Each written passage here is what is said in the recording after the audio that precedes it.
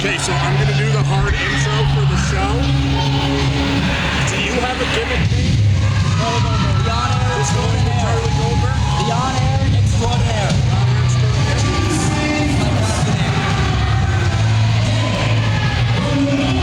This is a four-man move.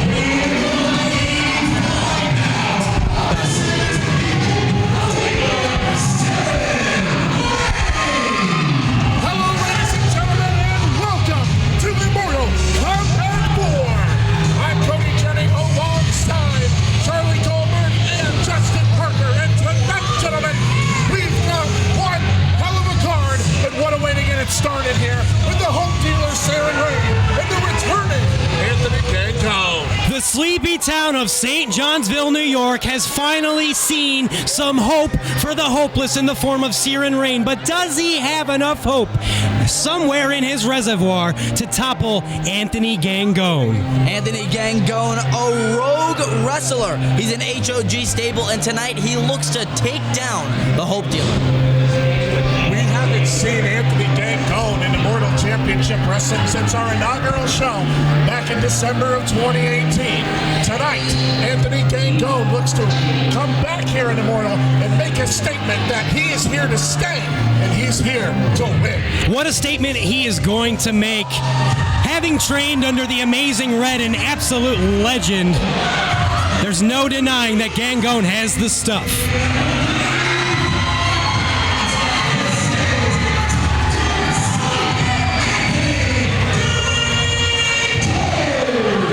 Sold out crowd at Immortal here in St. Johnsville, welcoming Anthony Gangone back with open arms here tonight.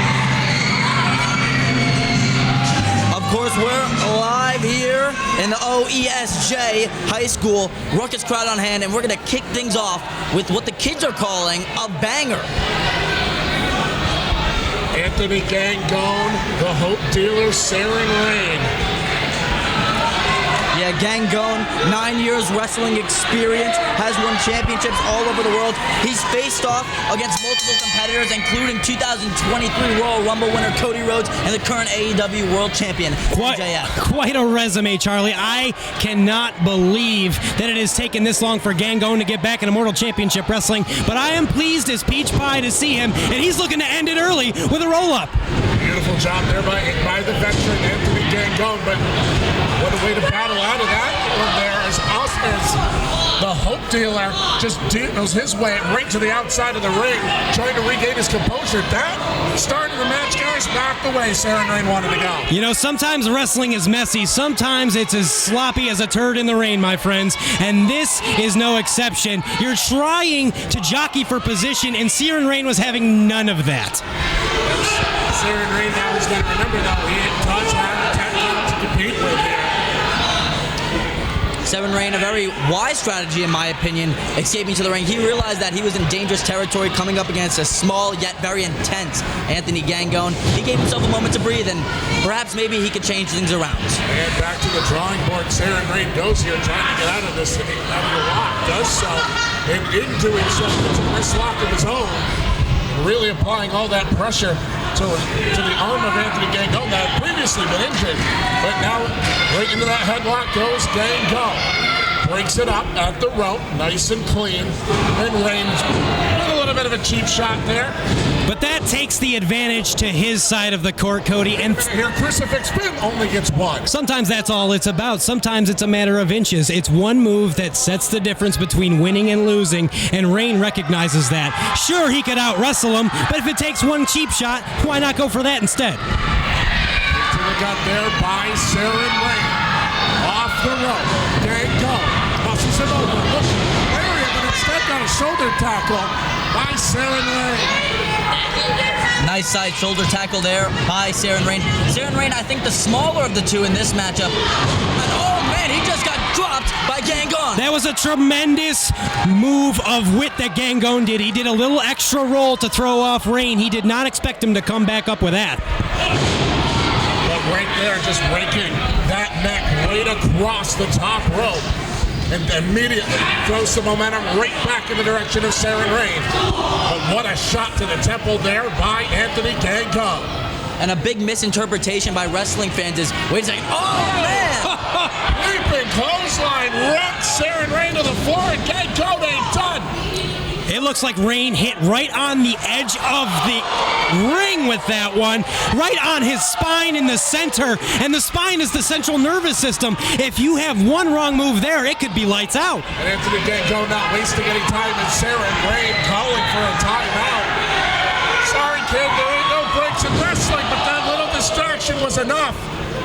I was gonna say before Gangone's awesome moves distracted me that really the ropes aren't what they look like. They're solid steel cables, and when you land on one, it definitely hurts. And Gangone is now feeling it thanks to the Hope Dealer. Seems to be favoring that arm. It seems that Rahne recognizes that, and he's going to start to target it. And now Cerin Rahne, just again, you see him attacking that elbow, really trying to hyperextend the arm of Anthony Gangone here. Gangone's trying to feed up the momentum of the crowd as Cerin Rahne just chokes the life out of him on the second rope, utilizing all of that 5 count. I think it is important to remember that 5 seconds can be a long time without oxygen to the brain, and that's exactly what Rahne was trying to do to Gangone. Snapping that arm right on the mat. The current BCW Grand Dragon champion is in trouble, and listen, if Cerin Rahne beats the champ right here, he might have a very strong case for a title match in the near future. Very true. But right now, Cerin Rahne is trying to serve offense here of Anthony Gangone. That was crafty, that was perfectly placed, and that is the mark of somebody who has been around a wrestling ring a time or two. So this is where that veteran instinct comes into play. As now Gangone gets him up, huge uppercut, rocks him all the way to the mat. You know that there was a bunch of mustard on that particular uppercut because Gangone himself had to stumble a bit. Say, Cerin might be on Dream Street after that one. There is off the ropes, but kicked right into the jaw.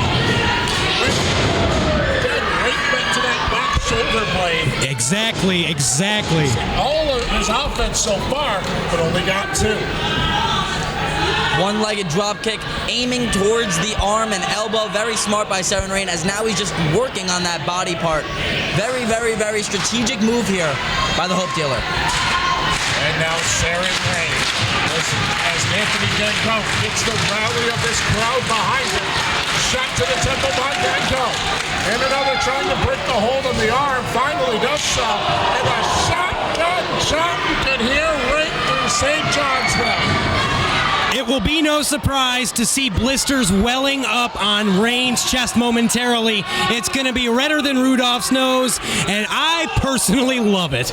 But there you see again, Cerin Rahne applying all of his weight right onto that arm of Anthony Gangone, really hyperextending that elbow. Yes. And just turning it into more and more of a target. I think it's very important to remember from a professional wrestler's standpoint that the moment that you start to show some sort of weakness, some sort of vulnerability, some sort of injury that you're experiencing in the ring, you are essentially placing a target directly on your body for your opponent to pinpoint. And Justin, you've been in this business for about 15 years. Cody, at least a decade. I gotta say, guys, are you impressed by Cerin Rahne? He came into this match with a way less extensive resume than his opponent, and he's really holding up for his own here.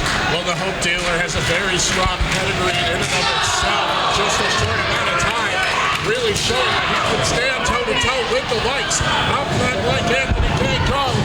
Right now, Gangone showing that little bit of interest.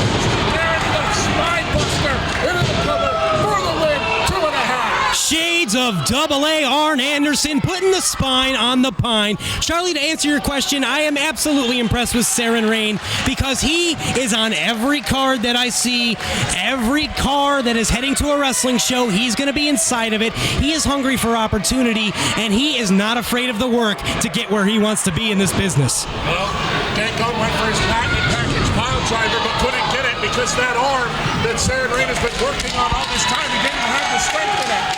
But now trying to will himself in a different way to win. Looking for that snap suplex, and again the arm gives out. If you've ever felt a shooting pain run through your arm, then you understand what Gangone is fighting through. A close 2 count.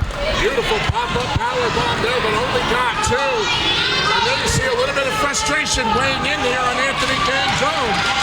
Can the Rogue be able to come up here and go back to that drawing board? Something's on the mind of Anthony Gangone here. The straps are down. He's all about business now. He's shaking off the pain of his arm as he now lifts up his adversary. He's looking for divine madness. Didn't get it. Instead, It's a backslide. Oh, I can't believe it. Cerin Rahne stealing the victory after a hard-fought battle. Cerin Rahne with a backslide out of nowhere. Anthony Gangone completely off guard. And just like that, Cerin Rahne gets another victory here in Immortal. And do you know why the backslide works? It's because the entire match, the arm was being weakened on behalf of Anthony Gangone, so it was so hard for him to lift up that arm and kick out. Excellent observation, Charlie. Gangone did everything he could. A well-fought battle and an excellent return to Immortal Championship Wrestling.